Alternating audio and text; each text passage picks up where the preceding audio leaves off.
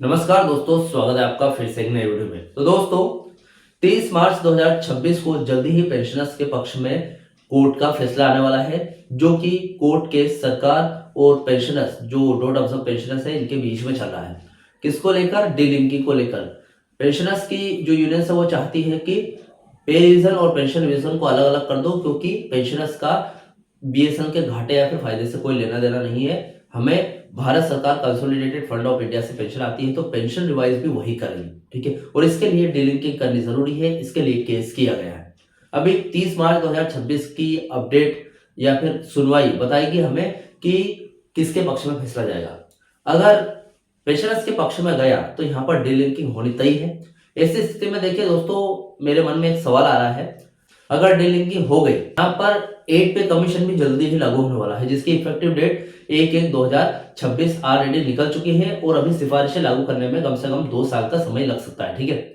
लेकिन क्या यहाँ पर डॉट ऑब्जर्व पेंशनर्स को 8 सीपीसी में जगह दिलाने के लिए या फिर 8 सीपीसी के नियम लागू करने के लिए कोई प्रेसिडेंशियल ऑर्डर लागू करना पड़ेगा, या फिर केंद्रीय कर्मचारियों की तरह डॉट ऑब्जर्व पेंशनर्स भी सीधे 8 पे कमीशन फायदे के हकदार होंगे, ठीक है। आज इस वीडियो में डिटेल तरीके से इस बात की जानकारी दूंगा कि यहाँ पर कोई भी प्रेसिडेंशियल ऑर्डर लगेगा या फिर डायरेक्ट यहाँ पर बिल्कुल केंद्रीय कर्मचारियों की तरह ही आप सीधे 8 पे कमीशन में चले जाओगे। तो चलिए इस बात को हम क्लियर करते हैं आज इस वीडियो में।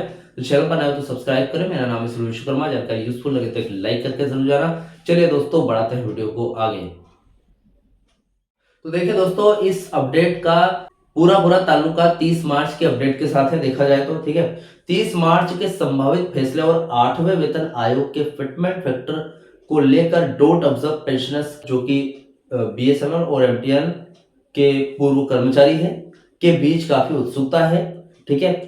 देखिए, ये जो पेंशन संशोधन की कानूनी और प्रशासनिक प्रक्रिया से जुड़ा हुआ और एक हिसाब से देखी जाए तो बहुत ही पेचीदा मामला है, ठीक है। देखते हैं पहला पॉइंट, 30 मार्च का फैसला और कानूनी स्थिति। जो पेंशनर्स एसोसिएशन है और सरकार के बीच दिल्ली हाई कोर्ट में पेंशन रिवीजन को लेकर लंबे समय से बहस चल रही है, ठीक है। अभी पेंशन रिवीजन को लेकर बहस चल रही थी, पिछले भी बहुत सारे फैसले आए थे कोर्ट में जो कि पेंशनर्स के पक्ष में थे, इसलिए सरकार हाई कोर्ट में गई।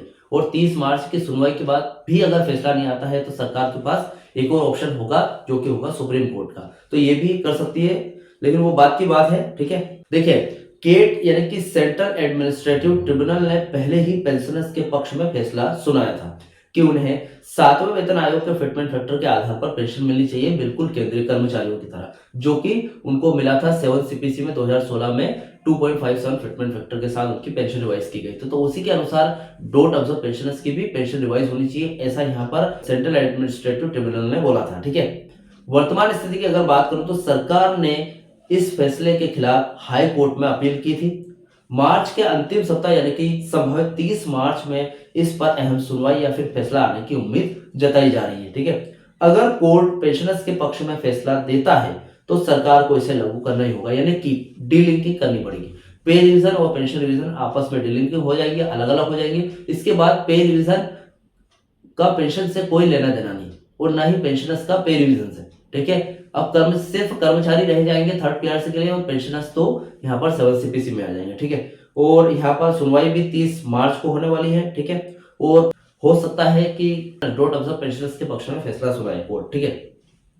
सेकंड पॉइंट है, क्या नया प्रेसिडेंशियल, अब देखिए 8 पे कमीशन लागू होने वाला है, तो उसमें शामिल होने के लिए क्या नया प्रेसिडेंशियल ऑर्डर जरूरी होगा, वो देख लेते हैं। तो सबसे पहले ये कि हाँ, डॉट ऑब्जर्व पेंशनर्स के लिए कोई भी नया नियम लागू करने के लिए प्रेसिडेंशियल ऑर्डर यानी कि राष्ट्रपति का जो आदेश है वो एक तरीके से एक अनिवार्य संवैधानिक प्रक्रिया है। इसके पीछे क्या प्रमुख कारण है वो देख लेते हैं। देखिए, पहले तो आप एक अलग श्रेणी से आए, विशिष्ट श्रेणी से, आप ऑब्जर्व पेंशनर्स है, यानी कि आप पहले सरकारी विभाग डॉट में थे और बाद में पीएसयू यानी कि बीएसएल या फिर एमटीएल में चले गए।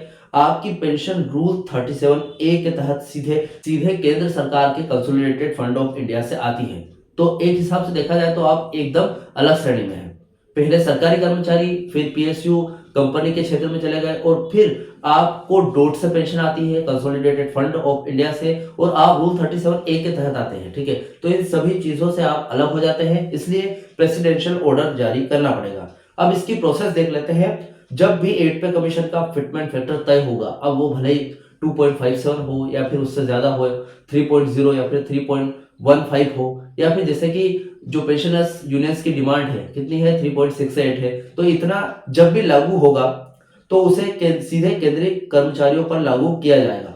लेकिन बीएसएनएल एमटीएनएल के रिटायर्ड कर्मचारियों के लिए दूरसंचार विभाग डोट को कैबिनेट की मंजूरी के बाद राष्ट्रपति के नाम से एक अलग यानी कि ऑर्डर ऑफ पेंशन रिवीजन जारी करना पड़ सकता है। ठीक है, यानी कि करना पड़ेगा, ये सीधे लागू नहीं होता है। केंद्रीय फिटमेंट फैक्टर आपके लिए तब तक सीधा यानी कि ऑटोमेटिक नहीं माना जाएगा जब तक कि आप प्रेसिडेंशियल ऑर्डर स्पष्ट रूप से ये ना लिखा हो कि 8वें वेतन आयोग की तर्ज पर दिया जा रहा है। ठीक है, यानी कि आप एक बार आपका प्रेसिडेंशियल ऑर्डर आ गया 7 सीपीसी के अनुसार, ठीक है, यानी कि आप केंद्रीय कर्मचारियों की तरह ही आप भी एक डॉट ऑब्जर्व भले पेंशनर्स हो लेकिन केंद्रीय कर्मचारियों के समान हो। एक बार यहाँ पर लिखित रूप में आ गया, उसके बाद 8 पे कमीशन में शायद डायरेक्ट आपको जगह मिल जाएगी या फिर वहां पर भी एक प्रेसिडेंशियल ऑर्डर जारी करना पड़ सकता है। ठीक है, तीसरा यहाँ पॉइंट है 100% सटीक अपडेट। आज की स्थिति की देख लेते हैं।